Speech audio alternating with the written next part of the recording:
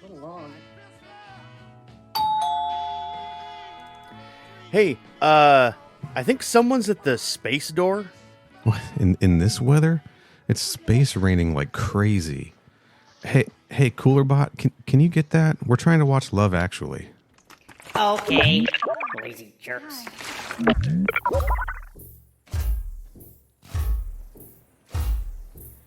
It's carol singers.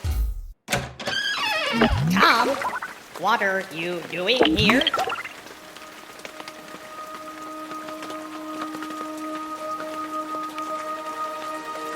I'm just a boy, standing in front of a robot, asking it to love him. I'm flattered, but let's just be friends. Oh, well, I guess I'll see you around then.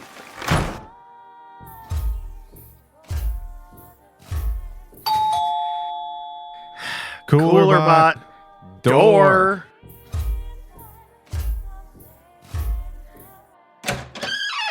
Mike, nice to see you.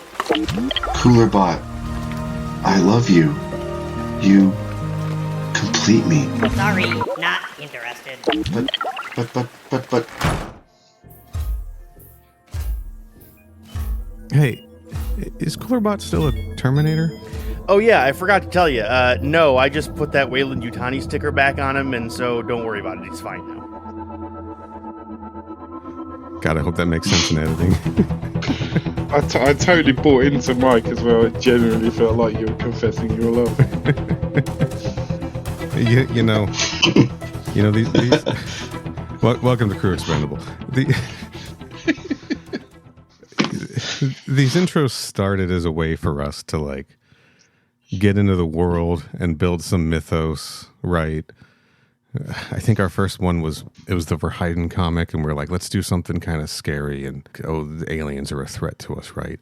And then we just met Cooler Bot right away, and Yeah. And the rest is history, as they say. Now it's just gags every single time from there on. now we're doing this. It's good. I like it. Yeah, I love it. I should point out to the listeners that Neil 100% wrote all of that. That was entirely his idea. It was. Welcome to Crew Expendable. I've got an eye patch, Hallstrom. I'm random guard on Science Station Rohrbacher. And we got a couple guests with us. Alphabetically. You're trying to remember the alphabet now. Go, Mike, you're up first. Oh, all right. Well, I am Mike Synth Norbert, random security guard on a space station, making out with another random security guard on a space station. That other one is me. Welcome back. Thank you. And I'm Tom. Everyone loves how I say Xenomorph Dorrington. Welcome back, Tom. Thank you for having me back. And we're it sounds like we're all a bunch of security guards on a space station. Yeah, pretty much. Slim Pickens in that's this. that's like the main thing that happens in this comic. There's a whole bunch of security guards running around. So what do you expect, you know? Sure. A couple of them have names. Yeah, it's very Friday the 13th. Yeah, the two we meet have names. Yes, that's correct. They're not all random. And guys, we're talking about the Alien Romulus prequel comic, or as we've been calling it in the group chat, the rom-com. Yeah. Which turns out it kind of actually is. Which is why a little bit, just a little bit. Which is why the intro was rom-com inspired. Get it? What are we doing? We'll just let that sink in. Yeah. I was giving the audience a moment to respond with yes. All right. Before we get into the discussion, though, let's let our returning guests plug their stuff. Mike, again, alphabetically. Mike, you go first. Yeah, great. Yeah, you guys can look me up on Instagram. I like to put the Alien universe into some semblance of in-universe chronology. So whenever something comes out, I compare it to what else is in the universe and try to put it in its own place. And you can find me at aliens_EU. For Aliens Expanded Universe. Nice. Links in the description down there too. Tom, your turn. Yeah, everyone can find me on Instagram at art_of_1tez. Every time I come on here, I say, oh, I've got loads of stuff coming up, so keep an eye out. But it never actually happens because life gets in the way. But I dribble it on there every now and then. Yeah. Well, Getting there. if we stopped hitting you up for art of Coolerbot in a French maid outfit or art of Coolerbot as a Terminator, maybe you'd get some real work done. Well, I, to be honest, I kind of wish that you would hit me up with it because otherwise it's just weird that I'm just drawing it for recreational purposes. So, A lot of positive reaction to your Terminator Coolerbot art, by the way. Oh, really? Oh, good. I'm glad people liked it. I enjoyed that one. That was a good one. I did have a Predator one in the kind of same vein, but I couldn't make it work on paper in the end, so okay, well, abandon. You're going to have the chance to work on that again if you can make it work. I'll fine tune it 100%. No pressure, but always happy to help. Welcome back to the show, guys. Last we had you both on was the Alien Romulus episode, and feels like an age ago. Yeah, it kind of was. And we agreed on that episode that when this Alien Romulus prequel comic came out, we'd get the band back together to talk about it. And then it came out, and we didn't do that until right now. Yeah. To nobody's fault. We're not going to point fingers here. I'm not pointing any fingers. I'm just observing that it's not like this is a brand new release or anything. No, but we're finally doing it though. I feel like it's been long enough that I've had enough of a love-hate relationship with this comic. Talking about the definitive prequel to the blockbuster film featuring a foreword by director Fede Alvarez. It sure does do that. Yes, that's correct. Yeah. Alien Romulus, number 1 of 1 from Marvel Comics. Written by Zach Thompson with art by Daniel Picciotto, colors by Yen Nitro, and letters by VC's Clayton Cowles. Based on a story by Fede Alvarez and co-writer Rodo Sayeg. No way I got that right. My apologies. Anyone want to take a shot at that? Nope. No. I'm good. All right. Just why do I even try? Guys, I'm so embarrassing. Rodo Sayagas. There we go. Let's do it. That's how you... Mike, just send the names in every time we do a comic. Sure. You'll be the name guy. All right, so basically the gist of this comic is, remember listeners, cast your minds back to several seconds ago when Neil said that this comic was a prequel comic to the movie. Imagine that's what happens in this comic, except you don't need to because the events of this comic are also told to us in the movie Alien Romulus. More or less, yeah. They basically are. Mm-hmm. So imagine watching the movie and then taking all of the scenes that happened before the movie starts, and then imagine you're reading it instead of watching it, and that's the comic, basically. Yeah. So I guess we should say spoilers for Alien Romulus because this comic spoils things that are said in Alien Romulus. It sure does. Yeah, the foreword of this comic does mention that if you haven't seen the film, that reading the comic first would be a good place to start. Mm-hmm. I mean, they both start with the same scene. I wouldn't consider it a prequel myself, but we'll get into it. That's true. You've got me there. Technically, it's not a prequel. It's a comic that takes place during the jump cut in the beginning of the movie, I guess. Yeah. It's an extended intro, more or less. Yeah, right? Pretty much. It's if they showed us the stuff that Rook tells us. Yeah. It does answer a couple of questions. We'll get there. Yeah. But I don't know that they're questions that I needed answered. Like you said, we'll get there. Yeah. I know I had mentioned previously, and I think I would like to read the solicitation. Mm-hmm. Sure. So we can start from That's there. a good place to begin. Okay. Following the theatrical release of the highly anticipated blockbuster Alien Romulus, Marvel Comics presents an all-new story, revealing secrets from the film's legendary antagonists. How did xenomorphs find Rain, Andy, and their scavenger crew?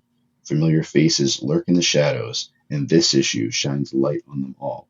Horror master Zach Thompson, rising star Daniel Picciotto, Collaborate directly with the filmmakers for this must-have collector's item. See Alien Romulus in theaters August 16th, 3 months ago. So I think that's exactly what this is, a collector's item. Yeah, For sure. I'd say so. This is yeah, I don't know. I don't think this is selling movie tickets, right? Nope. I mean, I didn't go see the movie based on the strength of the comic. I can tell you that much. Of course, I also read this comic for the first time like 45 minutes ago. So I finally sat down to read it last night. I've read it 3 times. I read it 3 times now. I read it when it came out, and I read it when I woke up this morning. We should was a say great start to the day.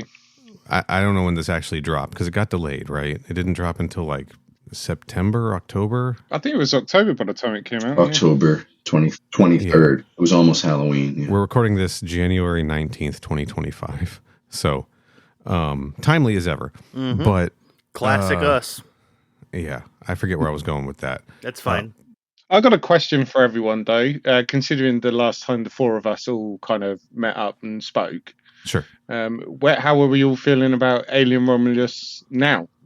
Yeah. Such time on, like, how are we all feeling about the film now? Oh, that is where I was going to go with this. I watched this last night, and I did what Fede says in his intro here.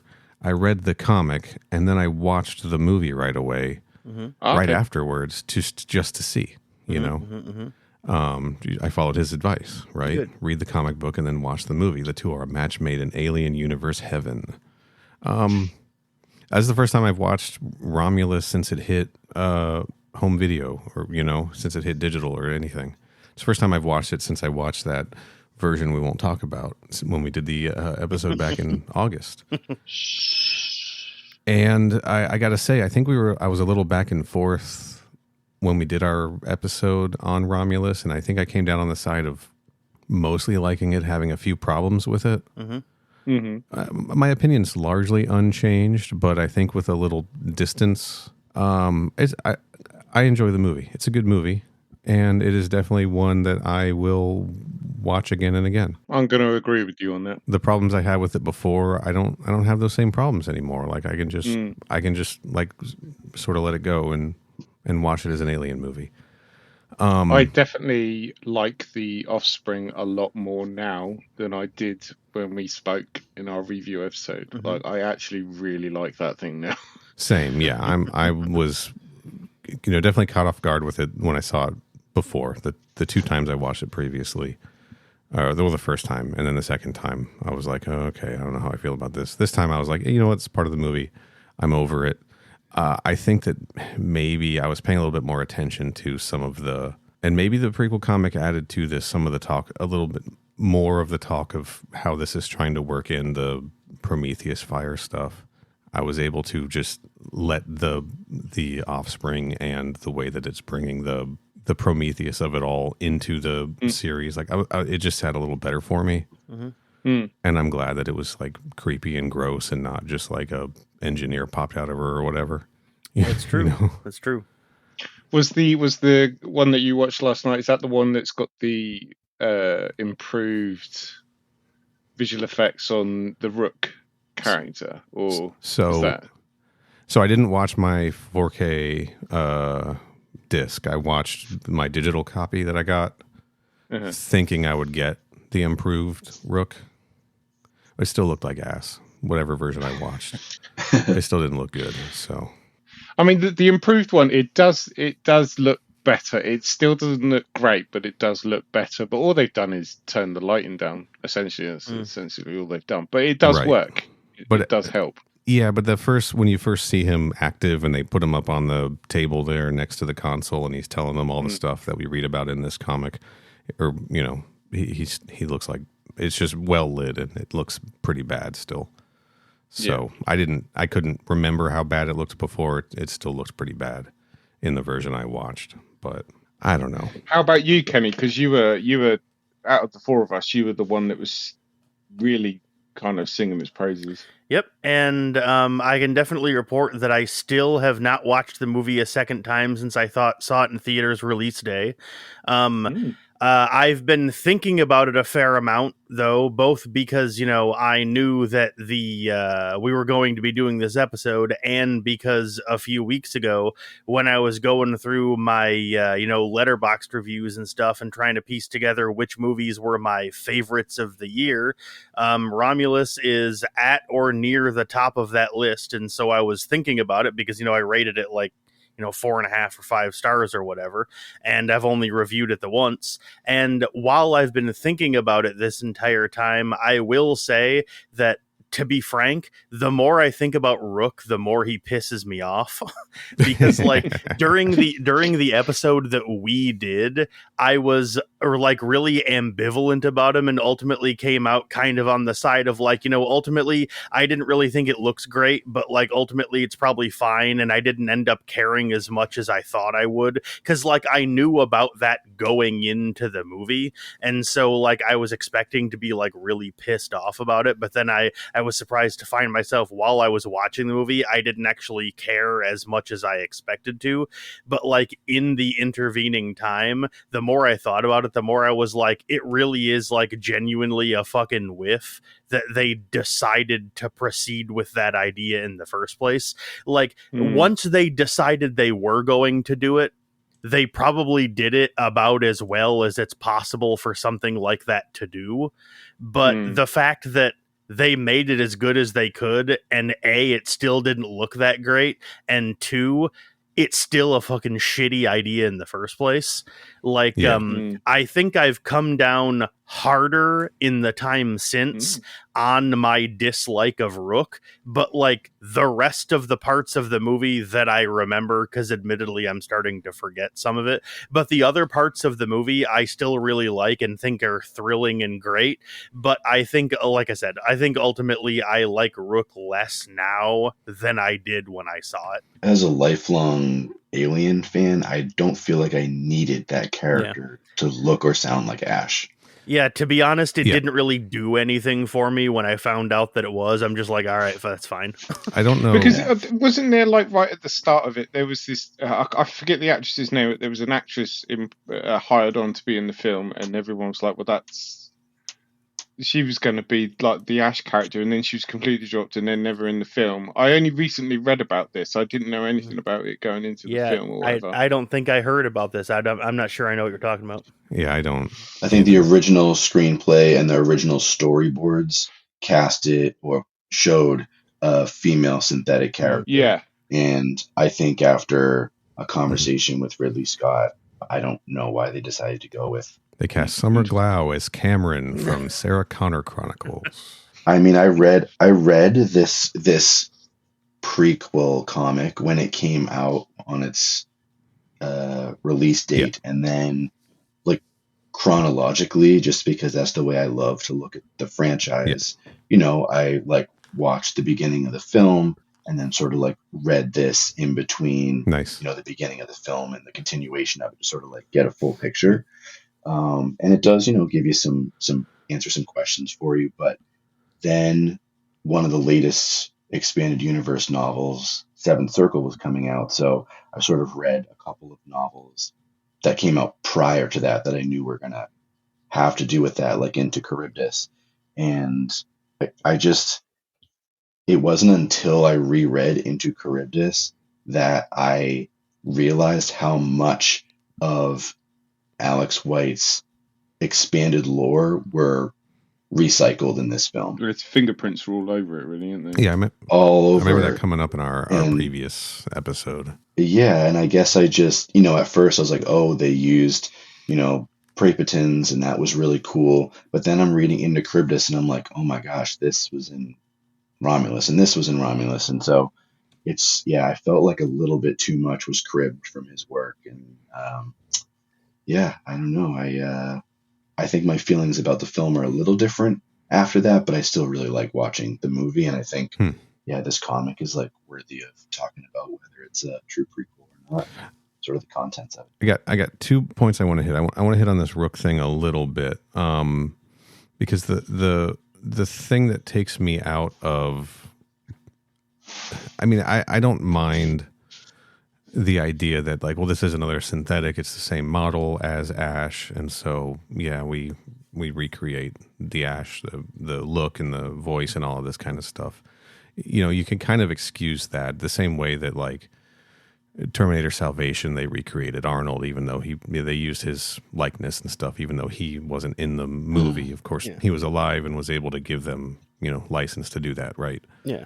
A little bit different, but sort of makes sense, right? But the thing that takes me out of it is we got scientists working for Weyland-Yutani. We got, you know, soldiers, security officers that have been all over the place. Some of them have had to have seen a different science officer somewhere that looked like this before. How are they not putting two and two together? It sort of spoils the surprise. Like, you know, I could buy a little bit that the people, you know, the crew of the Nostromo, maybe they've never really been around a science officer. Well, no, they travel with a fucking science officer. They've got a science officer as part of their crew. Mm-hmm. Like, like, how did they not realize that Ash was a synthetic when these Ash models, this synthetic model is just all over the place at all these different Weyland-Yutani places? I don't know. It just sort of makes you question in universe the shock of discovering that Ash was a synthetic the entire time. You know what I mean? I'm actually quite glad that you brought that up, because for me, reading this comic book, that it would have worked better as motivation as this the eye patch girl in the comic book. Do we have a name for her? I forget her name. Hyla. Yeah. That would have made a better motivation for her if she had been on a previous mission or another ship or whatever, and they'd had an Ash/Rook model on the ship, and she's like, "Oh, when I was on that ship, this thing was not trustworthy. It went nuts or crazy or whatever. So therefore, I don't trust this operation." Because my main problem with this comic book, going like straight off the bat, is this chick has no motivation at all. She just doesn't like the look of the alien. Sure. Like, they pick it up, they crack it out the rock or whatever. She looks at it, she's like, well, she says, she goes, "Oh, it reeks of it reeks of rotten energy or something like that." Yeah. Well, yeah. And then to be fair, get rid of this thing. Have you seen the things, dude? Like, they kind of, I'd feel the same. Yeah. Well, yeah, maybe. I guess. I just she seems very passionate about it, if you know what I mean. And it definitely seemed like she had been having this plan for a while, and maybe even got the job as the guard specifically to do this.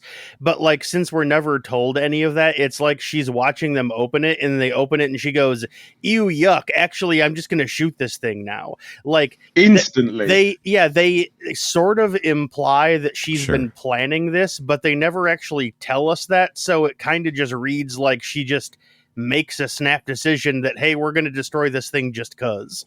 There's even one part in her sort of time in this comic where she's like, "We can't let this thing escape and ruin our station." And then she thaws it out and it escapes. And he's like, "Well, you just thawed it out and now it's going to escape." She's like, "Now we got to kill it." You're like, "Why?"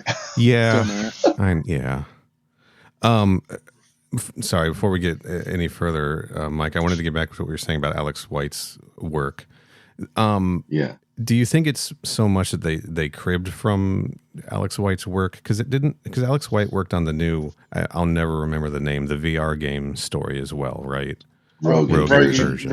He wrote it. He wrote the story. Yeah. Well, is this, are they cribbing their work, or is it more like they're being, like, the franchise is being careful to make sure that they're incorporating these things from like the larger Alien universe to make sure that the stuff that's being produced by the studio is sort of fitting in with the broader expanded universe, to make sure that all these pieces are fitting together kind of in a, like, do you think it's more like they're showing care for that expanded universe stuff instead of just writing it off and doing whatever they want instead? I haven't made up my mind about that yet. Okay. Because it does... I think I understand what you mean, and it's something I think about when, I was reading into Charybdis again. Yeah. And I'm like, well, these are just things that would happen in this universe. But they took just, a lot of terms and and names, Right. and sort of like the way things were being done. And I think the most recent news coming from the directing team is that they're working on a sequel that's going to be unlike anything anyone's seen in the franchise before. About time. And I have a feeling like it's going to basically just retell the end of the Cold Forge, and the character in the end of that film. I don't want to spoil it for anybody who hasn't read it, but there. And if you haven't read it, go read it. Yeah, yeah. Yeah. But there is I think a type of human xenomorph character that I feel like is where they might take that. Oh, interesting. I have read Cold Forge, but it's been several years. I remember Cold Forge being dope. It's awesome. And I mean, it's so good. That character, Rook, is like still prevalent in the expanded universe. So I thought it was confusing to have another character named Rook. I see. Yeah, that specifically having just another. Okay. Wasn't there a Rook in the Colonial Marines game as well? Wasn't there? Yeah, but I think that was more associated with like Bishop, Rook, right? Because These it was like a chess Bishop piece model, names. wasn't it? Right. Yes. And was there one in Bug Hunt, or were they going with different like chess pieces? Yeah, in Bishop's origin story, there were like other Bishop units. Right. Yeah. I mean, They do know that there's more than 2 chess pieces, though, right? Well, you can't name them like pawn. In the beginning of the story, there's like I think 4. In the beginning of that story, there's I think 4 other ones, and they all have different names, and none of the other ones are also named a bishop. Right. So, I do like the idea of one of them being called Pawn, though. one of them might have been named Pawn. They're all named after like Monopoly pieces. They got like thimble and race car. Yeah. Scotty Dog. You know. Top Hat. Monaco. That's actually kind of a sick idea. Brilliant. Yeah. Right. All right. Should we get into this this book proper now? Yeah, let's get into it. Kind of recount this this, even though it's a fairly simple story. Let's just kind of run through this plot here. We do open with that ship kind of scooping up. Is this hibernating big chap in the secreted resin in space? Is this the chrysalis form, or is that what we were calling that rib womb thing from the movie? Yeah, I mean, I think what's scooped up in space is, I think in this they call it a cocoon or a chrysalis. I think you're right, but it's basically like secreted resin to keep the aliens safe in space until it, breaks out again. Okay.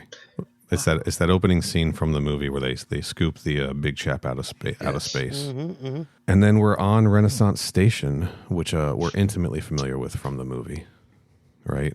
We got 2. Yeah, and here we're getting a lot more exposition than we did in the film about what they're observing. Hydrogen, carbon, oxygen, nitrogen, the 4 basic elements of life. Blah blah blah blah.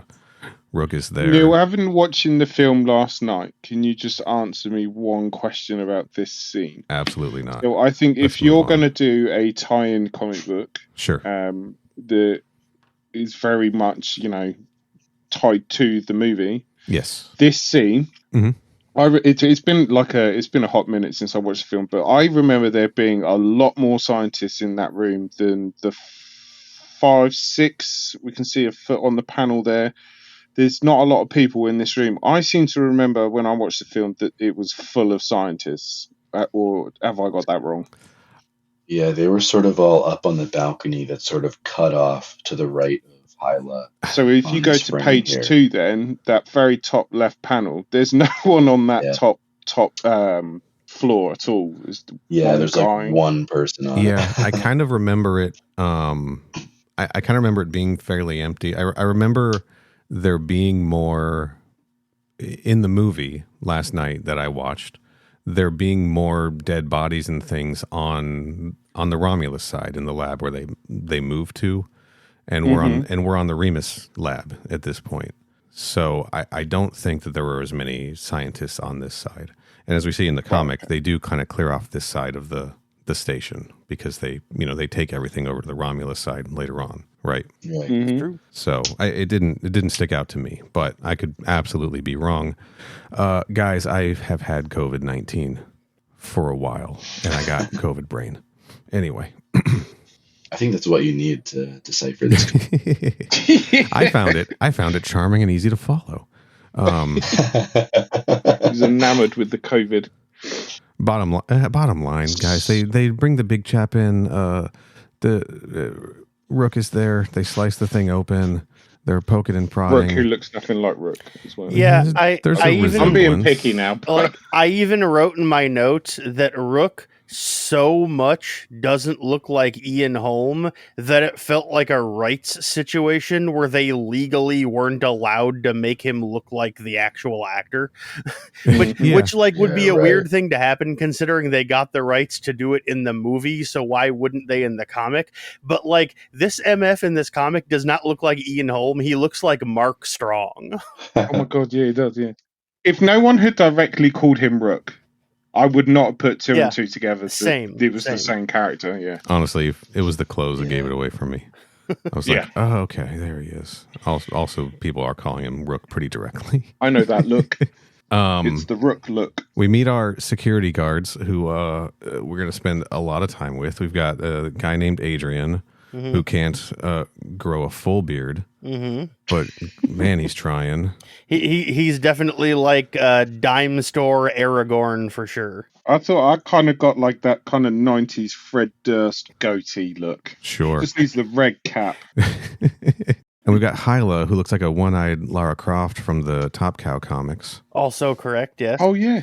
And turns out she's, I guess, the only one that watched Alien Romulus, because as soon as they open up that cocoon, she tries to shoot the xenomorph, but Adrian stops her. Also, that aim assist on these rifles got to come in pretty handy for her, missing that one eye. Yeah, that's for sure. You know, the depth perception and everything. I got it. Don't worry. Okay, let's keep going. Yeah, she's like, this thing, I don't like this thing. We got to kill this thing. And he's like, I think it's already dead. And she's like, yeah, right. Yeah, they're just doing experiments on it. And there's like a human scientist guy whose name I don't know. Do we know it? Matos, right? Oh, yeah. I would say glasses goatee guy is Matos. Yeah. Yeah. There's Matos, and then from the film and some behind the scenes, and I think the look in the comic, we already know that Alvarez is another one of them. There's a panel later on where there's blatant Alvarez character front and center. Yeah. In the film, there's the face hugger hallway scene where they change the temperature, and then that body hanging is Fede Alvarez, and the back of his head was chewed out. Nice. And in some behind the scenes, special effects, things I saw online, they showed Rook's yellow hazmat suit here with his name on the patch, and then the only other one they created said Alvarez on it. Oh, that's fun. So I think while it's hard to see in the movie, it's definitely uses his same name, and they use his likeness here. Okay. Too. So can I would just like to quickly whilst we go through this comic book, there's going to be a reoccurring theme with me, in which I want to point out to everyone the size of the xenomorph on every given page and every panel. Okay. Because this MF, as Kenny puts it, changes his shape and his size so many times throughout this book. It is unreal. All right. Unreal. It's a sliding scale. So how are we going to keep track of this? We need a baseline, and then you got to go like plus or minus from there. Okay. Well, so the big chap in the first Alien, what? How 8 foot, 9 foot, maybe? Yeah. Maybe even smaller, maybe. I think 9 feet tall. I think he's somewhere around there. On the have any of you guys got the comic book in front of you as we speak? Yes. Yeah, I'm looking at it. Yeah, right now. Right. So page 3, yeah, top panel, he looks quite big. Then that bang middle panel, his head looks tiny, very small, very very small. It really does. Look at that. Teenager size small, like teenage xenomorph size small. But yeah, I see it. Okay, so they're saying a xenomorph drone is around 8 feet tall. Okay, I'd buy that. So we'll use that as a basis. But yeah, yeah, man, this is you got a little tiny head. Look how cute that is. All right. Anyway, yeah, I do kind of like this talk between this Matos and Rook here, where Matos is like, like, this thing is invaluable to our weapons division. And then Rook is like, yeah, all you guys want to do is turn everything into weapons. Like, you know, you turn nuclear energy into a bomb, you turn sarin gas into a weapon. If you really want to exterminate yourself so bad, we'll do it for you. Just give the job to some of us synths, right?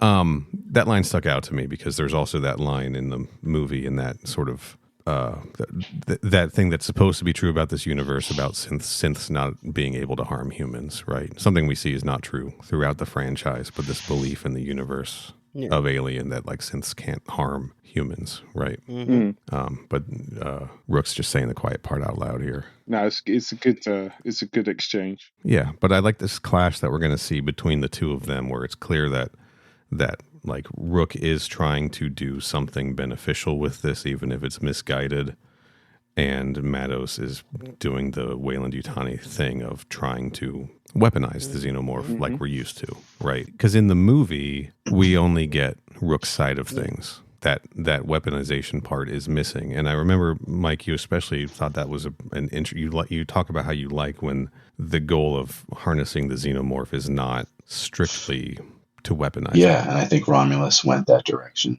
And I think even here in this what you're referencing in the comic, right? I think Rook is pointing out the history of human intervention, where he's saying like there are so many facilities, but all you turn it into is death and destruction. Then Rook injects the big chap with a whole bunch of black goo, and then the xenomorph tries to karate chop Mados. He's trying to extract something out of it, and he's like, oh, fascinating, it's got acid for blood. And then they're like, it's just a muscle spasm, relax, you dumbasses. We are in control. This is a controlled environment. Yeah, and then it cuts back to Adrian and Hyla, and she's like looking in, and she says, I don't trust that synth. Why are we standing guard? And then she said that, and I went, yeah, why are you standing guard? Who are you guarding the lab from? Everyone on the ship is allowed to go into the lab. Why do we need guards stationed outside of it? I just want to say, Hyla, you're standing guard because your job is to be a guard. All right. Like, do you want the money or not? Just yeah. I just like what I don't get though is like, who's she guarding it from? Like there's no one around that's not gonna be able to go into it. So she's just standing there for like no reason. Yeah, but he's okay. So Fakey and Holm here is like, even if we detected life, the control rig holding it keeps the internal temperature sub-zero. We're in a controlled environment. We're in control.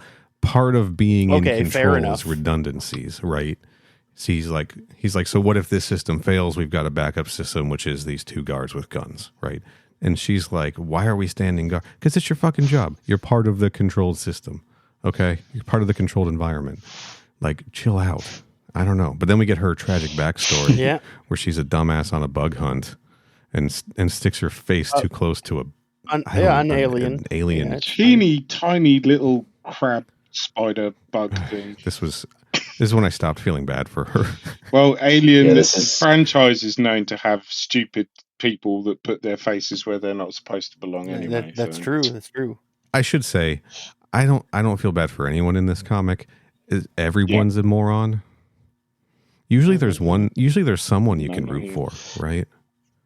Yeah, and especially when you're telling a story where you know what the outcome is going to be. Right. Like, give me a little bit of a twist. Give me someone to root for. Give me someone to care about. I don't care about anybody in this book. None of them. Whatever that life form is that she's like attacking, does it really look like it needs like a round pulse rifle in its face? You know what? I care about that life form. That's who I care about. You've got one to root for right there. Yeah, that's it. That whatever this little red kind of xenomorph looking scorpion tick is. It's an indigenous critter, is what she said. Right. She from LV-147, a mineral rich moon. This is her story. This is how she says playing dead is a common survival mechanism, right? She's talking about the xenomorph. She's like, it could be faking it. Yeah, this is why she's like confident that the xenomorph is still alive, which, well. Oh, yeah. No, yeah, cool. Fair. Okay. She's right. Kind of. Yeah, so she's on this. She talks about a mission where she's on this moon, and she's just blowing away, kind of like, I don't know, bugs the size of a Yorkshire Terrier, right? with a machine gun, and then she got too close to one, and it took her eye out because she got cocky. Precision in the eyeball as well. Yeah, Just The aim popped on her that right in creature the. is incredible. Yeah. And then she's like, the company took care of me, stuck me here playing security on this boring ass station, and then what's his name? Adrian? yeah. He's like, oh, you never told me that. And she's like, you never asked. Jackass. I don't know. I think it was more like, you never told me that. And she was all, you never asked. Right. There it is. Nice. Okay. It's really getting Just wanted into to the make sure rom-com vibe of the show. Just want to make sure we all understand the dynamic between these two. And then she says, and here's the this is where the writer is really patting himself on the back. The point is, I may be missing an eye, but I can see what these button pushers don't. Yeah. That rock is a threat to Renaissance and everyone on board. And then suddenly Adrian changes his mind and he's like, actually, I'm deciding to agree with you now. Let's do it. Let's kill it. Let's kill the fucking thing. Let's do it. And then kill Would it. you believe that their plan to kill it is to, let's see, consulting my notes, blow it out the airlock? Because as we know, that definitely killed it last time somebody tried it on this specific one, nonetheless. Also, let's blow it out the airlock. They'll never get it back, even though they got it back last time it was blown out an airlock. I think later on she says that her plan is to shoot it out of the airlock and then blow it up with a missile.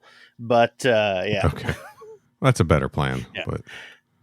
But they're anyway, like, and how are they going to do that? We're just going to wait until no one's watching it. Yeah, let's just wait until it's alone. Yeah, we're just going to wait to sneak in there until we can sneak in there alone. Yeah, man. All right. I do like that shot of the Xeno on the bottom right there with its puckering up lips. Yes, I do quite like that shot. Sorry, I just scrolled back a couple pages, Tom, to what you're saying about the art. I don't know what page this is on. It's when it's at the bottom panel and they're talking about how they're a controlled environment. Its arm is as long as its entire body. Yeah, good shot. I didn't even see that. And again, it's gone back up to the 8 foot. 8 foot? Yeah, I'd say it looks about 8 foot there. Probably in a 5 foot arm. 8 foot with a 5 foot arm. Yeah. And I actually just noticed... That's an interesting Tinder profile. I noticed this right now, Tom, how you said that close-up of the xenomorph face with the puckered lips. The next panel, it's basically the same shot, but now it's baring its teeth a little, and I didn't notice that until right now while I was looking at it. I'm like, that's kind of cool. Also, it's literally a trace and paste. None of the science team has noticed it either, that this thing has now moved. Yeah, it sure has. Yeah. Clearly, it's still alive. What are you doing? But meanwhile, Rook is recording some audio about how he managed to extract some DNA from it and then started the cloning process. And since he's using it from this xenomorph that he injected the goo into, the facehuggers he's getting are just like naturally in their DNA have the goo in it now, which I'm sure will be working out great.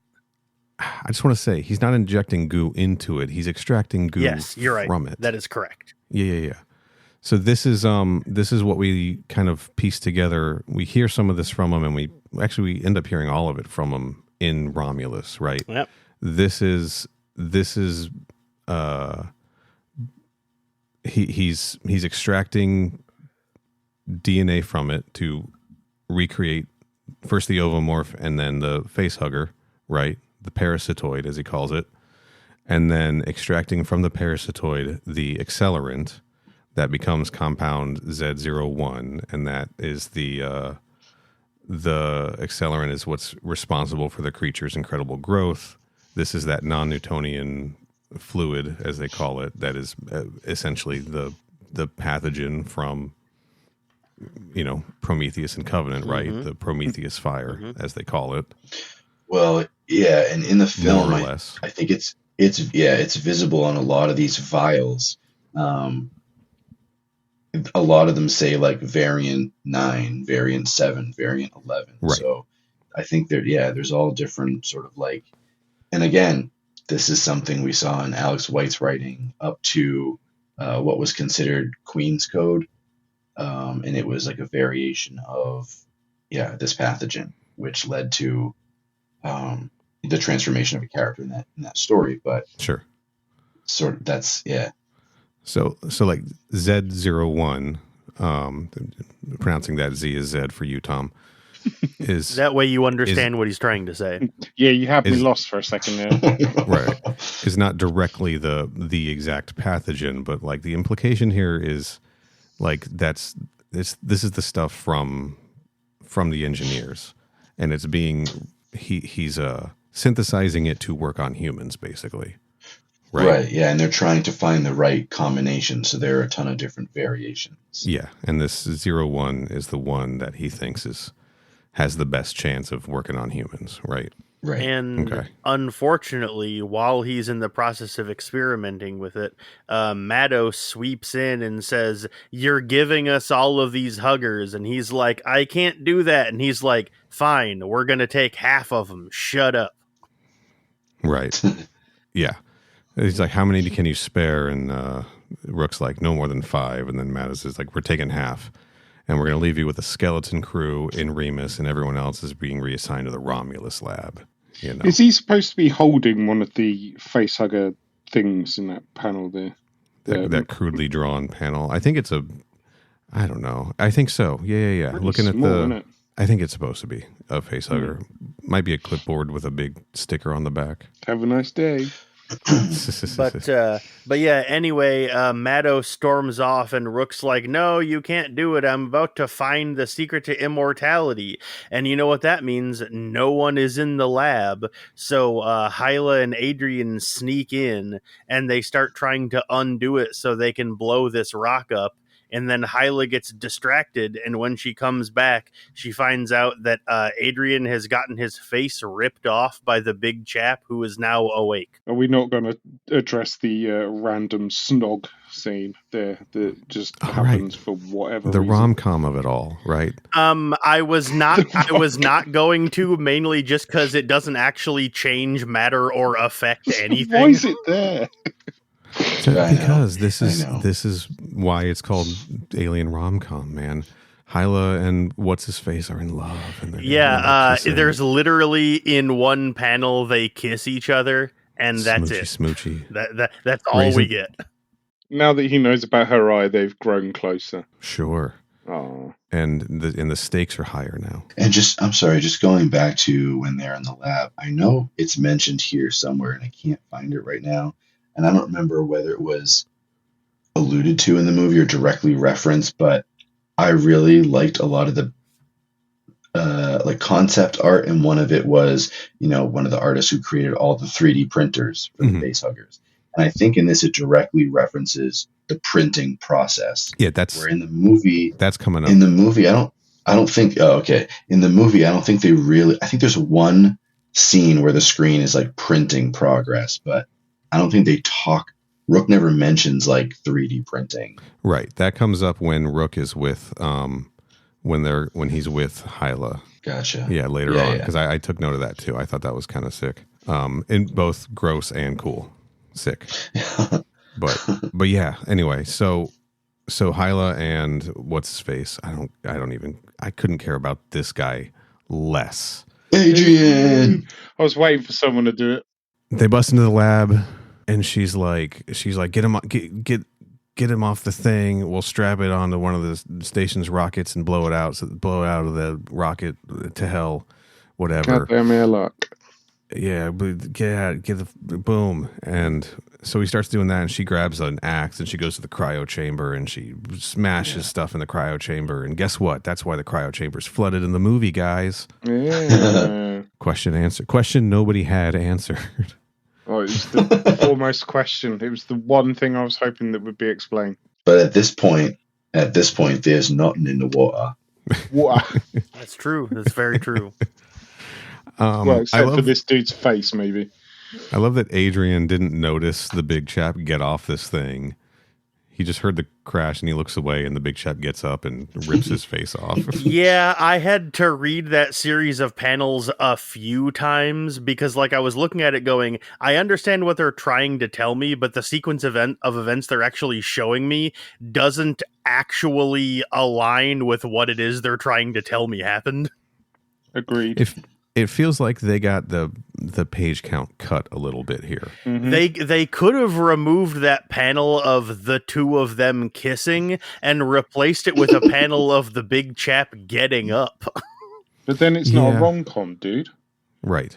Yeah, but they don't call it that, so it's fine. I'm telling you, it was intentional. It does feel like they cut a few pages, or because of scheduling they were like, we got it, because it feels like this should have been longer. Like they should have hit it like 48 pages or double length or something. And a little bit ago they spent like over a page just telling us stuff that is just directly pulled from the movie. They had time to do that, but they didn't have time to actually flesh this out, which is important because this is when the xenomorph wakes up to start killing people. That's kind of something we need to know about. Right. And this is kind of what we're here for. This is the actual story, right? Yeah. Like the big chap, the outbreak on Renaissance Station, the stuff we didn't see in the movie, right? This is the gap that I was hoping would get filled in anyway. But yeah, we get this real quick, hard to follow. Adrian's dead. She opens fire on a xenomorph tail. And then suddenly Rook is in there saying, "What have you done? Where did he come from?" He's just suddenly there. You know, she's like, "It went that way. I was trying to kill it before it woke up." And he's like, "It only woke up because you took it off the rig." And then he checks the computer, and the compound is ready for phase 1 trials. Yeah, and he's like, announces that he's starting phase 1 trials for compound Z01, which in my notes I wrote, which I assume is code for "let it kill everyone." But there's Fede right there. He makes that big announcement, and then it cuts over to everyone on Romulus Station listening to his announcement and like gasping in surprise. But they start trials, and we see them pull the stuff out of the face hugger, inject it into the rat, and we see the rat get squished. And Rook's like, "We're so close." And this is the other thing I wanted to talk about. This is another answer from the movie that I don't know if we need it or not, but it does make a little bit more sense of things for me. You know how in the movie, we did talk about this last time, we see the rat trial, right? We see the video over and over. We see when they get into Romulus lab and they find the compound, we see sort of the rat trial, the rat smasher. We've seen the video of the compound sort of restoring the rat, et cetera, right? And then as they're leaving the lab, we see the video, the extended video of the rat getting mutated and the mutation that happens afterwards.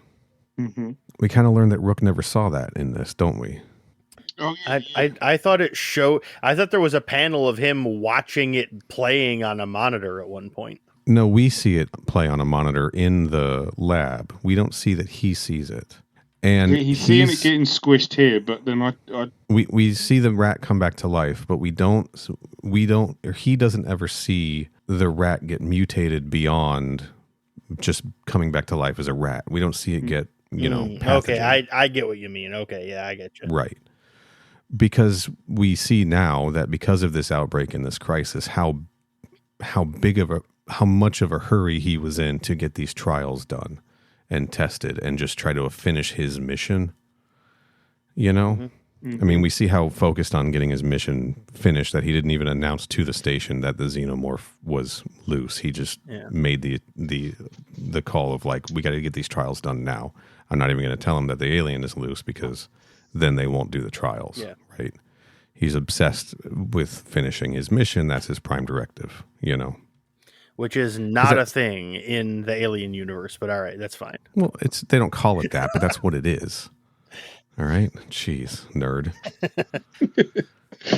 Funny story. I actually don't like Star Trek, so. Hilarious. And I hate to harp on this subject, but sort of the interludes into Charybdis that sort of tell the time between Cold Forge and Charybdis. They do include rat trials. Okay. Interesting. Of the same nature. Yeah. Smashing the rats. There's just a lot of similarities that I think I like it, but I think I would want something more original at the end of the day. Hey, on the subject more of justice rats. for rats. On the subject of rats and pathogen, you read Infiltrator, right? Yeah, there too. Yeah. Okay. Are the pathogen poppers in Fire Team, are those rats? Can I just stop you there? Because I'm currently 2 chapters into Infiltrator. Spoiler alert on that one. Okay. You can spoil it. It's fine. I don't think it's a major spoiler, but I somehow when I listened to Infiltrator, I made the connection in my head that the pathogen poppers in Fire Team must be the rats that were plaguing the station. I don't know where I got that from or if it's true. That's all. Yeah, created by infecting rats and other small animals with a dangerous pathogen. Yeah, I think Infiltrator does incorporate a couple animals. I won't, ruin it for Tom's, but yeah. Okay. And then they do show up then again in Fire Team Elite, which is sort of like the follow up to that. Okay. Need to pick up that game again. I haven't played it in ages. I'll tell you, watching watching Romulus last night made me want to boot up Fire Team. Going through the station. Where the fuck were we? Oh yeah, I was talking about how Rook never saw the mutated rat. Yeah, so that kind of answered a question for me because he was so hellbent on getting this pathogen back and thinking he was like done with his mission. And it sort of makes sense that he's like lacking this context, maybe. I don't know. I don't know if he really is or not, or if he's just like, I just got to get this back to a lab where it can continue or not. And I don't know that a synth would be thinking, okay, good, I'm done. I did the trials and they seem successful. If he would be satisfied with that answer, you know, or without doing further experimentation or whatever. But it did seem to satisfy for me, like, oh, he thinks he's saving humanity with this stuff, but there's clear evidence in his lab that he's not. Why is he okay with this? You know what I mean? And this book kind of shows, oh, he was under pressure. Things were happening fast. He just took the information that he had and decided he was good enough, which isn't very scientific or responsible of a science officer, synthetic. But, you know, I don't know. It's enough for me, maybe, to not get hung up on that. I thought that was kind of a nice little explainer. A nice enough one, anyway. Anyway, while he's making this announcement of like, while he's literally watching a rat get smashed on his screen. Whoever like, tickles your boat, mate. What the fuck is wrong with you, dude? We got to get out of here. But yeah, he basically tells Hyla that she has to track down the xenomorph and kill it before it interrupts his research. She's like, what's wrong with you? We've got to get out of here. He's like, you're the one who woke it up. Yeah. Go do something about it. Go clean up your mess.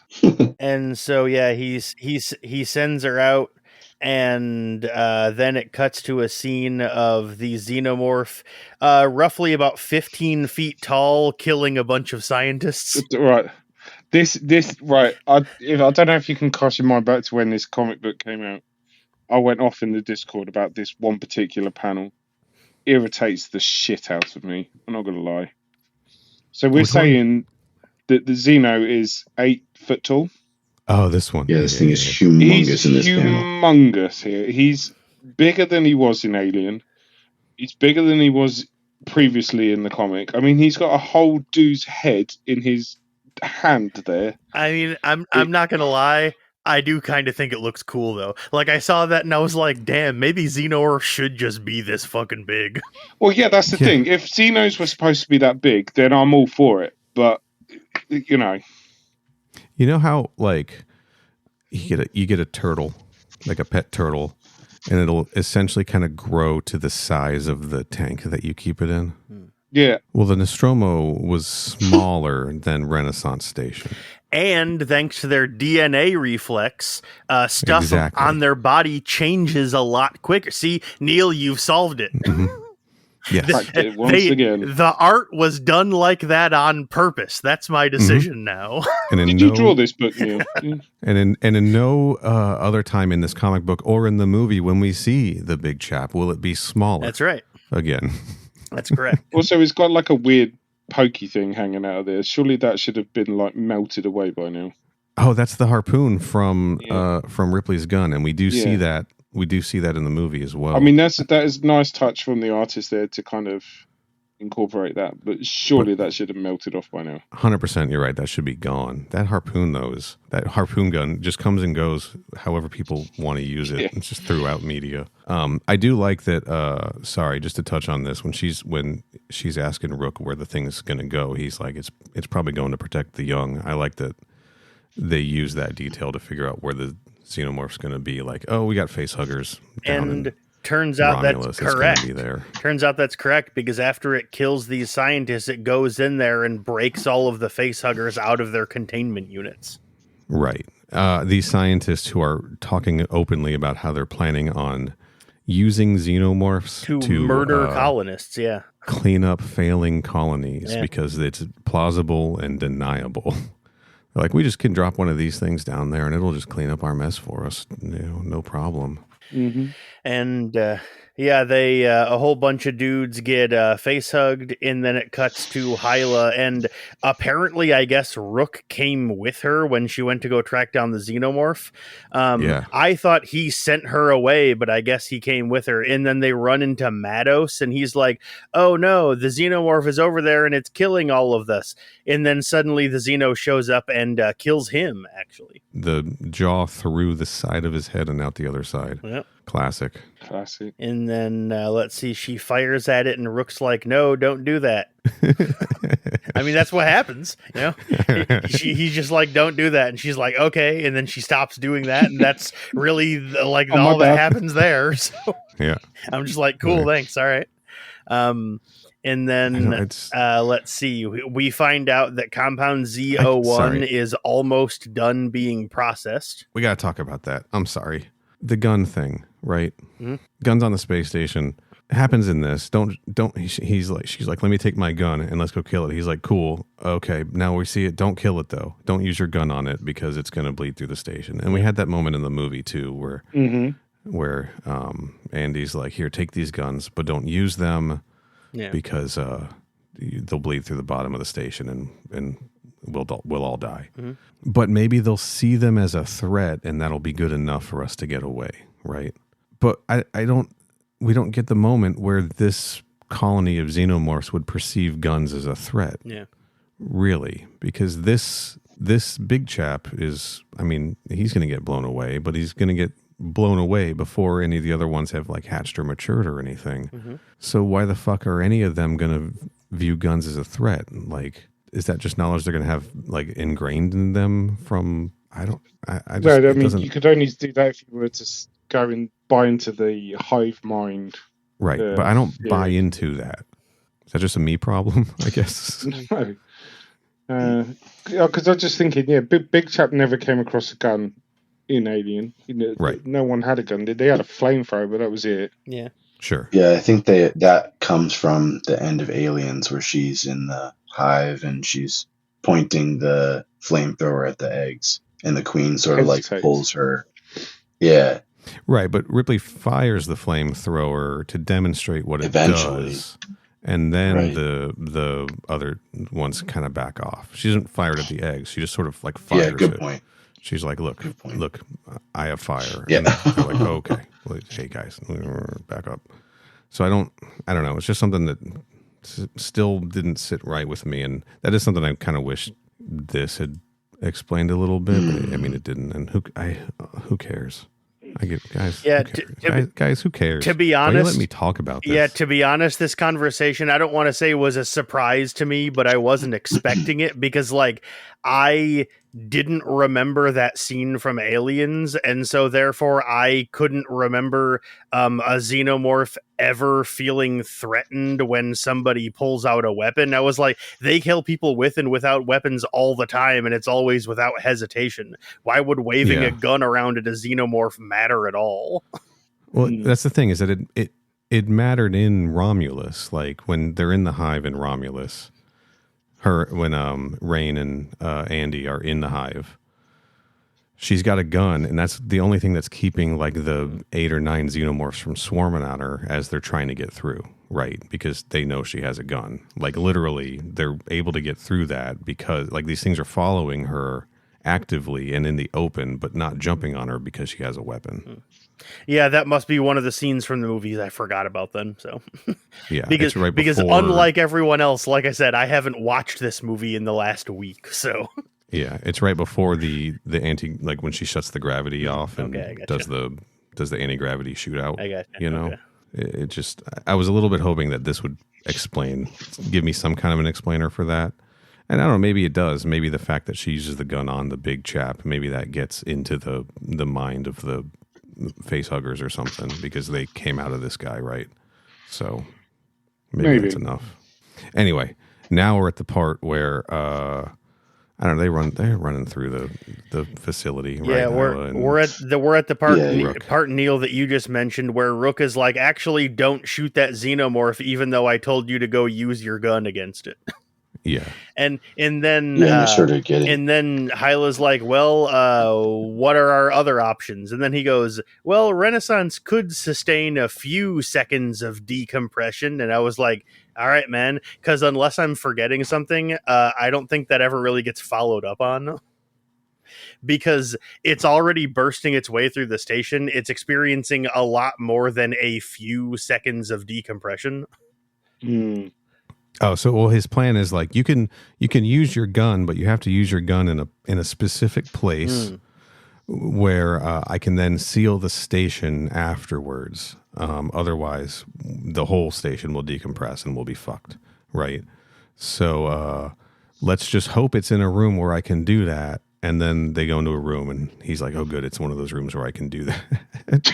Oh, and then here is the mention that you guys were talking about earlier about the bio printing. This is the Yes. scene where that gets mentioned. Yes. This is cool. This is a very cool idea. We don't get to see a lot of it though, but she does comment that the place is revolting. Mhm. And he Visually, says this could have looked really cool. yeah, I would have liked to see this expanded on because this is a very cool idea. You could have gone a la like Resurrection with all the Ripley clones, that kind of thing. You could have gone down that line somewhere. Mm. Yeah, make it like a super freaky, gross room. Give us all the miss. You know how like give us like the test prints, right? Yeah. The calibration sheets. You know, And I mean, regular printers don't work half the time. that's true. And Paper jam. but yeah, they walk in. They're looking around at all the failed printing stuff. Did you say prey printer? Printer jam. Paper Okay. jam, sorry. Paper jam. jam. Paper jam. I thought you were saying. I don't know what the equivalent would be that on a bioprinter. There'd be a flesh jam. I don't know. Yes. Gross. Anyway, the big chap shows up and rips Rook in half. I thought you were saying like Plagiar's prey printer or something. All right. Well, if Alex White's hearing this, he's definitely still on that. Anyway, yes, as you were saying, the Kenny, the big chap, shows up and rips Rook in half, And he gives the classic immortal line, "Ung," when it happens. And quick reference, I would say here in this page, the Xeno has shrunken back down. I'd say so. Yeah, this is normal size. Yeah, I'm looking at this panel and I'm going, yeah, that looks fine to me. Mm-hmm. 8 feet, I'd say. Mm-hmm. All right. Hyla Lara Croft opens fire. Yeah, Hyla gets mad and starts shooting, and then she immediately gets choked out by the xenomorph, and she but she grabs. see it's I weird guess, because it looks like in one panel she's pulling out the harpoon, but then in the next panel it's still in its chest. So I guess she pulled You're it right. out and then stabbed him again with it. this whole we're basically at the end. This is the end. It sure is. None of this makes sense to me, and I Nope. don't want to put all of that on. I don't want to put that on the artist. I don't think it's written Nope. out. I don't think it's written well. It's sloppy and it's confusing. I don't think any of it tracks at all. That harpoon should not be like maybe in the first place. Like maybe the artist did not know the harpoon was from the original movie. I think so, because the harpoon was never that long, I don't think. No, it was just like but it shouldn't be intact. Something that it's been inside acid. It should be melted. Yes. Yeah, it should be melted, or part of it should be there. It should not be this long for sure. No, that's so weird. Definitely not long enough to grab and stab it again. Certainly not all the way through. We don't. I mean, there's just none of this makes sense. Basically, the gist of it is that she shoots at it, it attacks her, and so she pulls out the harpoon and then seemingly sticks it back in, and it gets mad, and then she picks up her gun and fucking blows the thing away and breaks it into pieces. Yeah, and then somehow that opens up, that makes it bleed through. I know that up and down in space is confusing. We'll just call it the ceiling and the floor, because we see in the movie there's a hole, right? But there's like in the ground, which is next to Rook's body when they come in. But then there's also the hole in the air where the big chap was getting pulled out of, right? The hole in the ceiling. I don't know how both of those holes were made, but it's the room is now decompressed and people are getting sucked out of this, including she's almost getting sucked out. She's like, I can't hang on forever. Yeah, so that's what confused me, because in the lab, the big chap is hanging from a hole in the ceiling. Right. But in here, he's being sucked through the floor. Yeah, he sure is. That is correct. Rook is crawling to his... This is completely all over the place, because Rook is in the same room as Hyla. Did I get that right? Right. Yeah. And then big chap rips him in half, blah, blah, blah. She shoots him. He melts through the floor. And then all of a sudden, Rook is now in the room underneath. Underneath? I guess. Did he fall? From the room above to the room underneath. Did he fall through the hole also? I mean, no, because he gets torn apart and then immediately she shoots him and stabs him with the harpoon. Right. But then in the one panel it shows the hole above Rook. Yeah, as he's at his console. Yeah, because like this panel where she says, I can't hang on forever, she's looking down at the xenomorph hanging below her. And so that implies that the room that we see in the movie where the big chap is hanging from, this panel implies that the lab that Rook was in was the floor above the room where the big chap was. And maybe I'm remembering it wrong, but I thought in the movie they were in the same room. They were. So all over the place. Plot points. Something's getting, the area's decompressing. Rook checks his console. He finds out that the status of compound said 01 is at 100%. He purges the compound, which just means bottle it up into those vials, I guess. Yeah, which is perfect. To be honest, is another thing that confused me about it, because because in that context, when you'd say purge it, that usually means get rid of it. But in this case, it means the opposite of that, which confused me for the rest of the comic. Yeah. Is that a British thing, Tom? I have no idea what's going on anymore, I'm not gonna lie. But yeah, he says to purge the compound, which basically means to seal it in this specific case. And then... purge to me is to get rid of. I agree with Kenny. Purge is get rid of it. I mean, that's what the word means in this context, except when they use it here, it means the opposite of that this one time. Anyway, it cuts to outside the station, and we see a bunch of people and debris blowing out of a big decompression hole in the bottom of it, and Hyla almost does, but catches herself on a pipe. Yeah, and then Rook says Prometheus fire, staring at a rat again. He hits the seal station protocol. Hyla gets sucked out into space. And now that's where he sees the rat reanimate. And now... It's a well-labeled seal station protocol button as well. And now Hyla is... very clearly labeled. Now Hyla is underneath the suspended big chap. Yeah. So now she's 2 floors down from where she originally started, apparently. Rook gets sucked through the floor. Hylas gets sucked out into space. Yeah. Rook is saying must save the compound as he's trying to crawl across the floor. And that he's been sucked through. And I guess the panel is like the that's the them something sealing the decompression hole on the ship. That's what that is. Sure, we've all been there. And then Rook is out like we see him in the movie next to this gaping hole in the floor.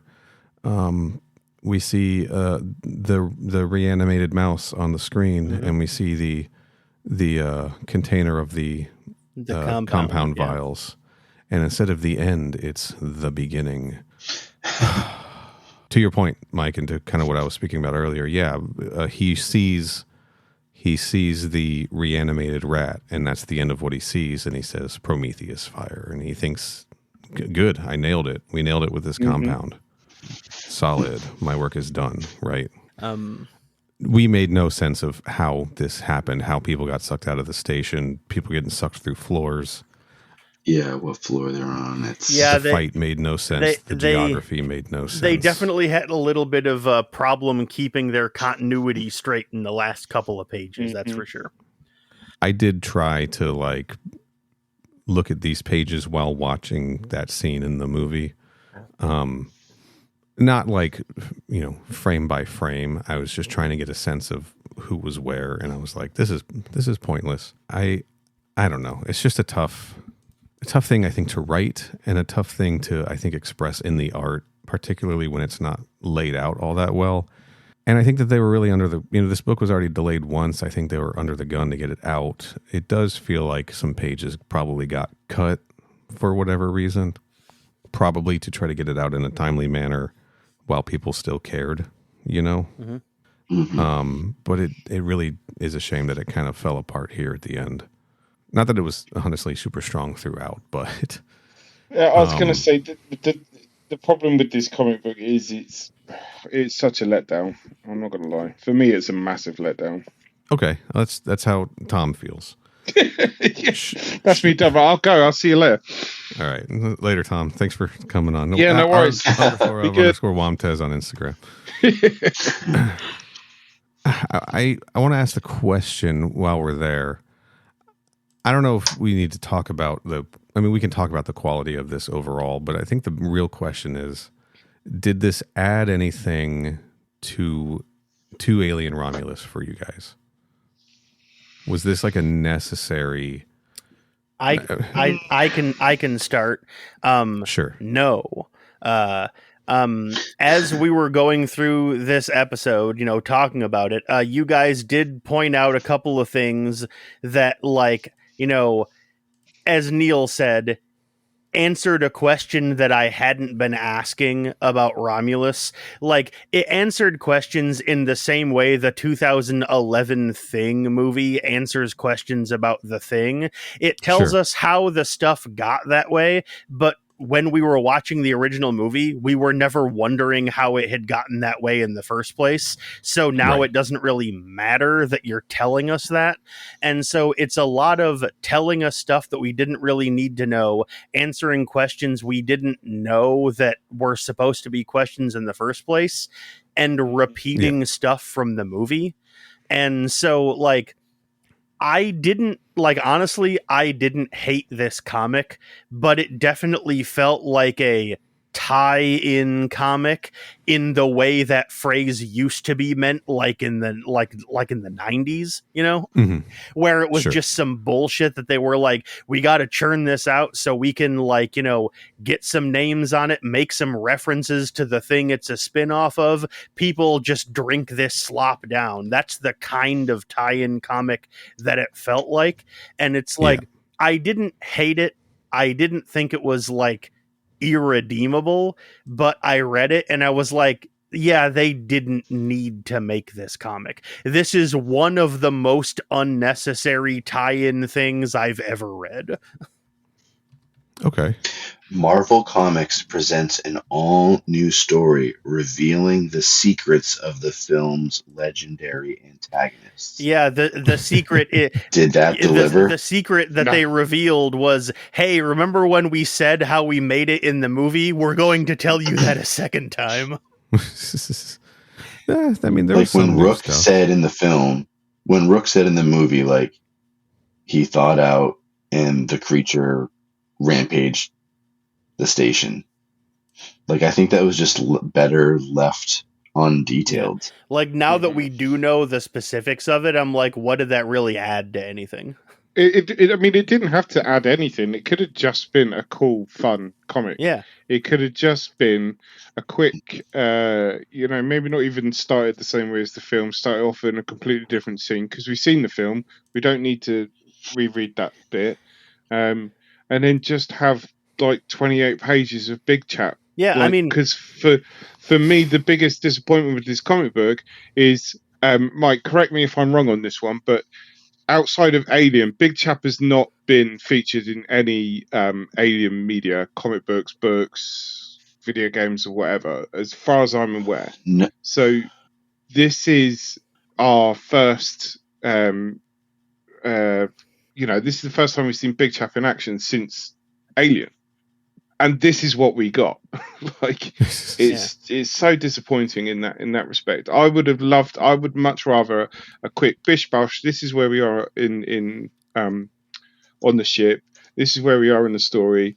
Big Chap's escaped. He's gone on a rampage. I would have preferred that, and then just like go down like the current Paradiso route, like of just survivors trying to survive Big Chap. Like I would have been more happy with that. The entire comic could have been Hyla and Adrian tracking Big Chap through the station while it murders people.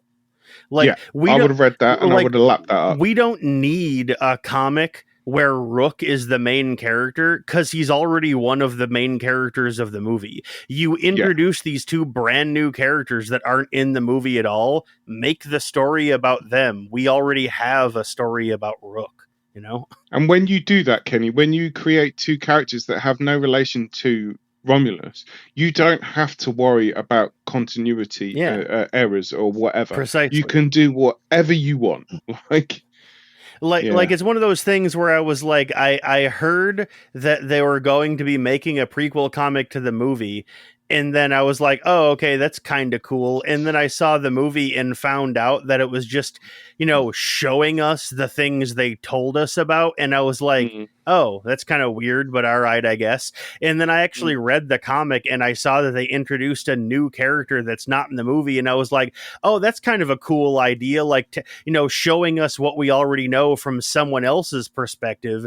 And then turns out she's just a supporting character to Rook's story in the book anyway. And I was like, then what was the fucking point? Yeah. And the alien was not cunning or it's just a rampage. Not as we didn't get to see the alien do any alien stuff, did we? Yeah, not really. No, it didn't even seem like it was the same creature from Alien. No. And another thing for me, like, I'm a big comic book reader, and as a someone who wishes to be a comic book artist, art is the big thing for me. Now, I don't want to shit on this artist because I follow him on Instagram, and some of his work on Instagram is really cool. Like, he's done some really cool Wolverine things, a lot of work for Marvel. Looking at it now, I've got him on Instagram in front of me now, and it's really, really cool. Some really cool sketches there. And with this Alien one, it definitely feels like he was given a very short time frame to kind of smash this out. And it's really frustrating. I'd believe it. I doubt Marvel is treating the alien outside of like Avengers versus Aliens. I doubt they're treating the Alien books with the same prestige that they're treating the rest. Their in-house properties, right? Yeah, I think it's another chore for them. Maybe Black, White, and Blood is an exception there, but even that, some of that was a little.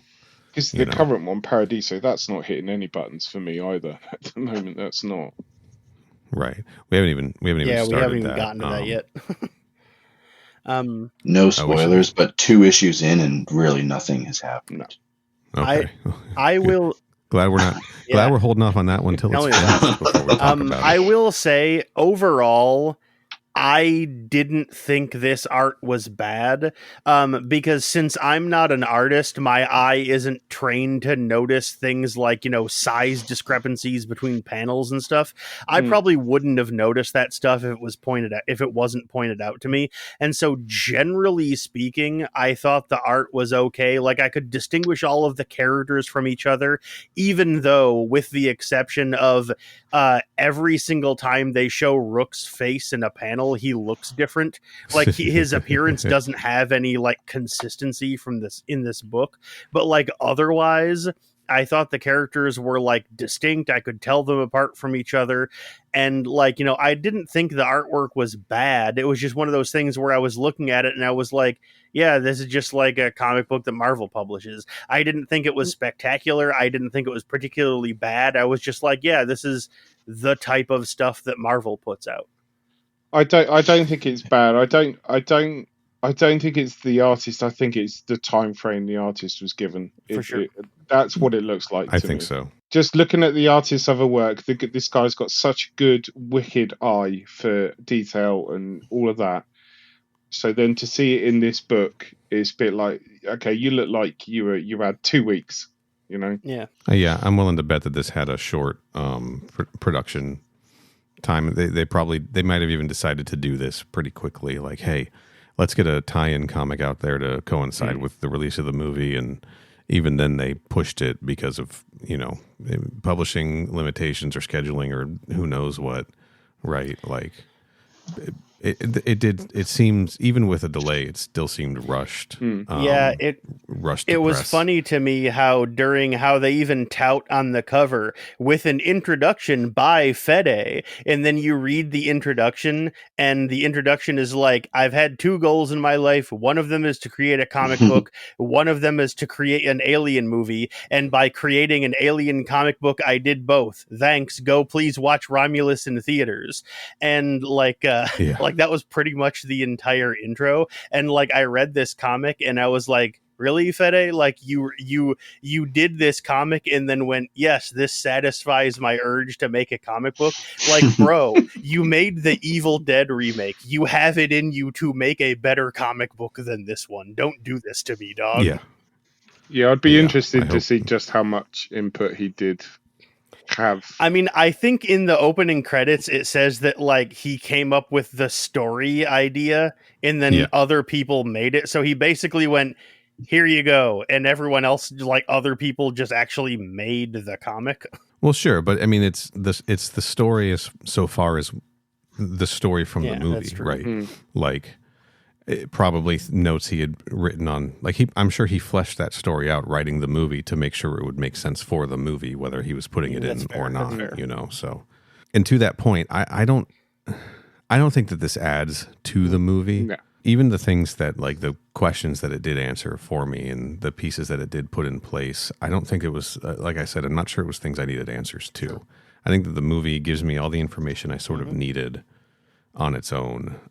I did think it was interesting to see, because this wasn't touched on in the movie, that there was a conflict between Rook and the rest of the science division about using this as something to, help humanity versus something to turning it into a weapon.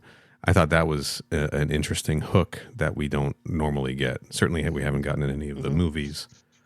In the movie, we just see Rook saying like, oh, this is a thing that can help us with our colonization efforts. We can evolve man and really be ready for space travel in a way that we just haven't been, because we're constantly losing our colonies to disease and all of these things, because like we're just not cut out for space travel. I liked that got explored. It sort of shows Rook not so much as a villain as he ends up sort of being in the movie, more or less, and more of just like operating somewhere in a gray area because he's a synthetic with a specific mission to accomplish, right? So it makes him less of a villain and more of like, it makes him less of a villain. But I don't know that adds, I mean, he doesn't really come out all that villainous in the movie to me. No. Anyway, when you sort of remember like, oh, he's specifically an artificial person, excuse me, everybody, with a specific mission that he has to achieve. Right. So, ultimately, I don't think that this was necessary. I think that these are also ideas that could have been explored maybe better in the full context if they were written out in, say, an extended novelization or something. I was just thinking, listening to you, that I'm just now thinking all what you just said about, the lore and everything. It would have maybe worked better as a novel. Like, but take everything together. Work this story and these events into a full novelization of like this plus the movie, and just get that full story all in there. Or, I mean, you could go the full prequel Alien Covenant Origins route. There's your mention of it. Thank you. I was jonesing for it. I needed it. And like really expand it out and really explore everything that was going on Renaissance Station. And then, I mean, I don't know. I think this, what do we get? 28 pages of story in this? I don't know that was enough to really dive into these things in a satisfying way, because we didn't get enough xenomorph. We got a lot of repeating information we got in the movie. We didn't get enough new stuff here, and the new stuff we got wasn't super satisfying. Yeah, there was enough exposition in the film to help me fill in the blanks. Yeah, it's one of those things where, like, after watching the movie, when you find out what material this comic covers, you're like, it's probably going to have this and this and this. And then you read the comic and you're like, yeah, this is kind of all stuff I already figured. I think we even said that in the Romulus episode, didn't we? We said, it's most likely going to be big chap going on there. We called it, I'm pretty sure. I mean, that is kind of the most obvious way for this to go, but, what if they had been like way crazy and it had been like a whole different story about just the mission to find Big Chap out there? Right. Yeah, that would have been great. And a prequel, cool. An actual prequel. Sure. All right, here's an idea. They say we're going to do a prequel comic for Alien Romulus, and then the comic comes out, and it is a comic book adaptation of Alien. There we go. Alien in 24 pages. Oh, God. When I'm thinking prequel comics, though, do you guys remember? I had this. I still have it somewhere in a box. When Independence Day came out, they did a 3-issue comic book adaptation of that. But it started with an issue 0, which was a prequel to the movie that showed like that original ship landing in Roswell, and it showed like Randy Quaid's character getting abducted, and it showed like specific events that did directly impact the movie itself. I did not know that comic even existed. No, I did not either. It's been a long time. I remember that being like that's a good prequel comic. And this was not that. Like, that was one that really did show you stuff that you would care about, show you stuff that was talked about in the movie but not explained in the movie, and does add to it but doesn't repeat, right? It expands on things, but it's also not necessary. Yeah, Kenny, your comparison to The Thing 2011 it hits the nail on the head with this comic. It's just setting up where the movie picks up with its destruction. I didn't even make that connection myself until while we were recording this episode. Neil was like, and then Hyla goes in there and breaks the cryo tube with the axe, and that's why all of the water is on the floor. And it reminded me of the scene in Thing 2011 where Mary Elizabeth Winstead cuts that thing in half when it's on the wall with the fire axe, and then they have like a big shot of her like it zooming in on the axe in the wall, and then I watched the Thing again, and then there's like a throwaway shot of an axe buried in a wall, and I was like, oh, that's why they had that scene in the movie. Okay. And like, that's when I pieced it together. And then when Neil said she hits the Thing with the axe, I was like, that also happens in the Thing 2011. Wait a minute. And that's when I pieced all that together. I think it was Brilliant. Halloween Kills. Oh, baby. Let's talk about Halloween Kills. Yes. Evil Dies Tonight. Where in like the flashback scenes, they like wrote in like, this is when Michael Myers uses the rope that he stole from the hardware store, and like tried to like fill in all of these gaps from like, answering questions that you didn't have from the first movie, right? Like just I don't know. No one wants anything to be left to your imagination anymore. Oh God, no! God forbid. I don't think that this comic was overstepping in like explaining absolutely everything. Oh, either, it definitely didn't do that, because if it did, then we wouldn't have all those continuity problems in the last couple of pages of the issue. Right. Just to be clear, I don't think that this was. I don't know. I just think that this was maybe a missed opportunity. I think that a couple more pages, maybe spending some time on some different things in this instead of what they focused on, maybe not repeating too much from the movie. I think this could have been a more interesting prequel that could have added more to the movie experience while still, I mean, to go deeper into it, I really don't feel the Alien franchise as a whole is in safe hands at Marvel at this point. It's been very hit and miss so far. We've had some good ones, not so good ones. No, it didn't start off very well. Then it got kind of good. I mean, was it Black, White, and Green? That was a highlight. But as a whole, I just really don't feel it's in good hands at Marvel. And at this point, I would rather see them give it back to a smaller company. If not back to Dark Horse, then someone like the Boom Studios or IDW, who those studios know how to handle a franchise. They do have some kind of a publishing relationship with IDW. That could be interesting. Like IDW did an amazing thing with Ghostbusters, Back to the Future, Teenage Mutant Ninja Turtles. Really good time. Sure. Boom Studios. I'm currently reading the Power Rangers story, and that is incredible. It's such a good comic book, and it's Power Rangers. Do you know what I mean? These people know how to do franchises, so give it to them. Yeah. Marvel know how to do franchises when it's their own created franchises. Yeah, they know how to do Iron Man, but they don't know how to do Spider-Man, actually. Take that back. But, I don't know, man. Ultimate Spider-Man's pretty fucking good. Oh, what the current one is, it's really good, actually. Yeah, I'll give you that one. I really enjoyed Boom Studios, the whole compendium between 28 Days Later and 28 Weeks Later. Yes, again, okay. Franchises, you see. So I think Marvel should just go, look, we don't know what the fuck we're doing here. You take it. And it's funny too, Tom, about how you just said they know how to make a good story when it's their own original characters. They don't know how to do it when somebody else created them. Case in point, Aliens vs. Avengers. Once they finally made an Alien comic where they brought their own original characters into it, it kicks ass. It is, and it is kicking ass. And I'm still every week I'm checking the pull list for when issue 3 comes out. I think it's next month or something. But that comic book kicks because it's got the Avengers in it. Yeah, because they're using original Marvel characters, the one thing they know how to do correctly, Yeah. Maybe what they just need to do is find the right, maybe not give it to a different publisher, but maybe tap some of these writers that they've, these other publishers that Dark Horse used, right? Maybe get some of these old writers back into the fold. But you always get the forward in the trade paperbacks of these Marvel Alien books, and it's the writer going, "Oh, I loved Alien. Oh, I'm a massive Alien fan. This, that, and the other." And then you read it, and you're like, "Well, yeah, I don't, because no." Well, I mean, yeah, but loving something doesn't mean you're going to be good at writing it, right? Yeah, I guess so. That's just the sad truth. I mean, but that being said, hey, Marvel, Kenny and I write the intros. That's true. We do.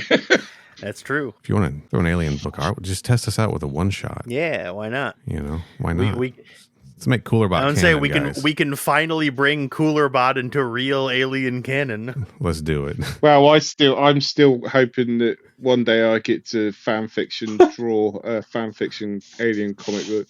So maybe our collective mind should, smash together, and we'll send that off to Marvel and tell them how it's done. Let's do it. Yeah. All right. Does anyone else have anything to say about Alien Romulus, the Marvel comic one-shot? I'm tapped out on this one. I'll say if you're on the Marvel Unlimited, if you're on the reading app, And it's if it hits that, go ahead and give it a read. But I don't know, I'd plunk down hard-earned dollars for this one. It was an expensive book as well. It was a premium price. If that might have just been over here because I had to pay the shipping fees and whatnot. But it definitely felt more expensive than a normal book. I think so. When I got it, I bought it digitally, and it was up there. It's weird when digital books are up there because it's not like you had to print more pages, guys. What are you doing? Yeah. But if anyone else doesn't have anything, I'd like to close out with the comments on this comic on the website I read it on. Nice. Oh, cool. Yeah, let's have some sad comments. This is only an occasional feature because sometimes the comments aren't good and sometimes there aren't any, but this one does have a couple.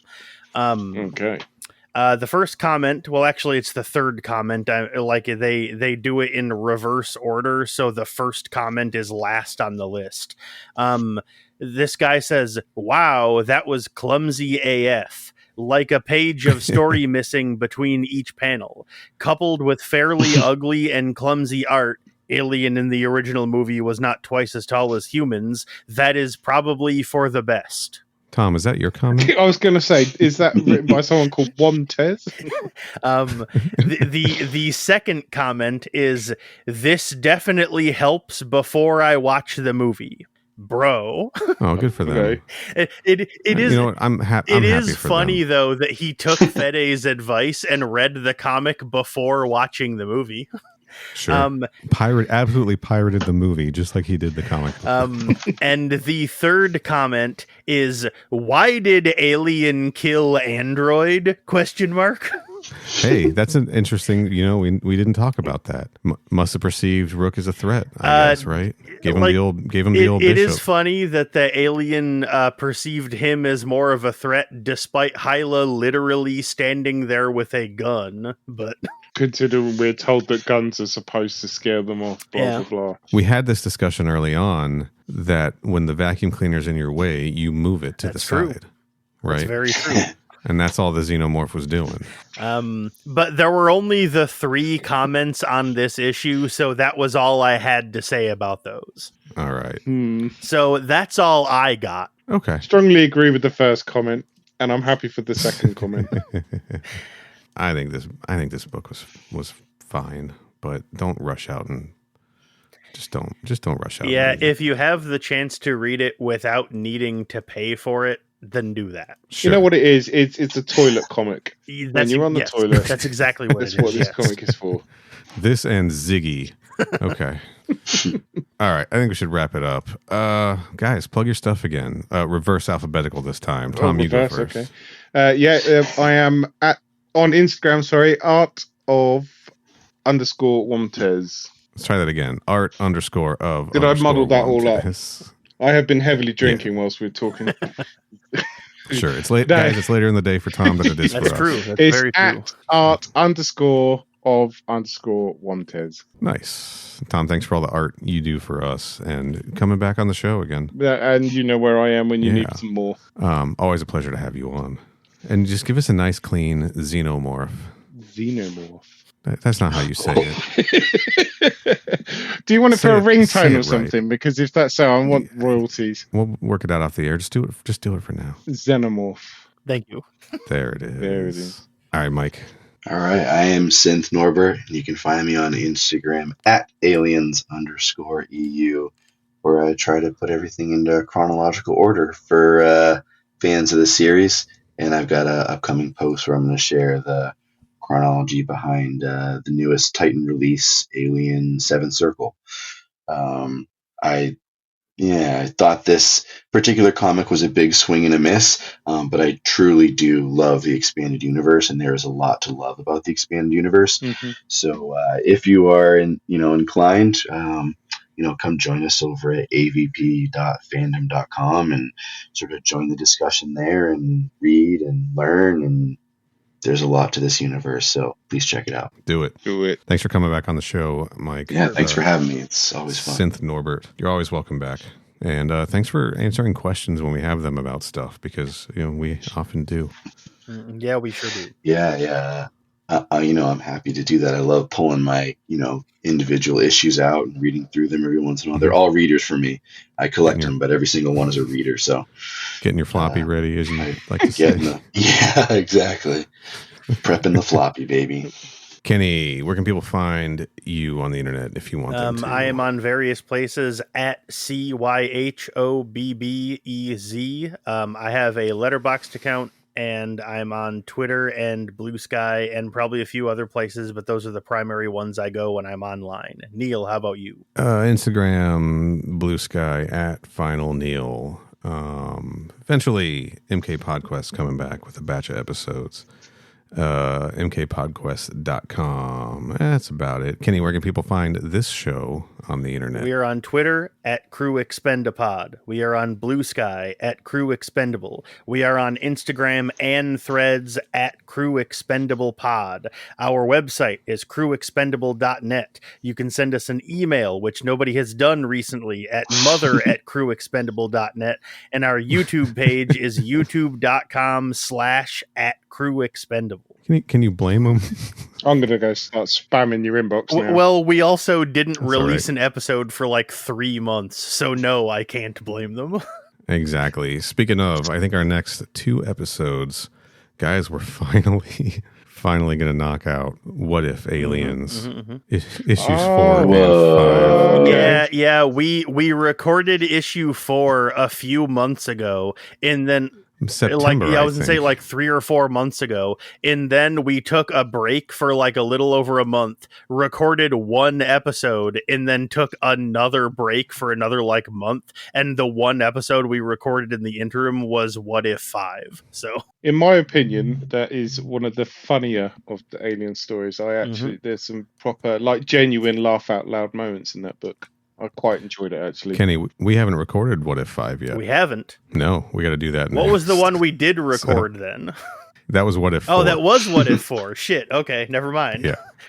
Forget I said so- anything, guys. Sorry. So we're going to knock out What If 4 and 5 finally. Again, one of those we recorded back in September. Yeah, that's true, yes. So, also, I think, just to make it clear, we're going to change the way we're covering Marvel comics as they come out because it's hard to stay on top of those recently. For sure. So, but we'll talk about that on whichever one of those episodes is a current recording. So, until next time, Stay frosty.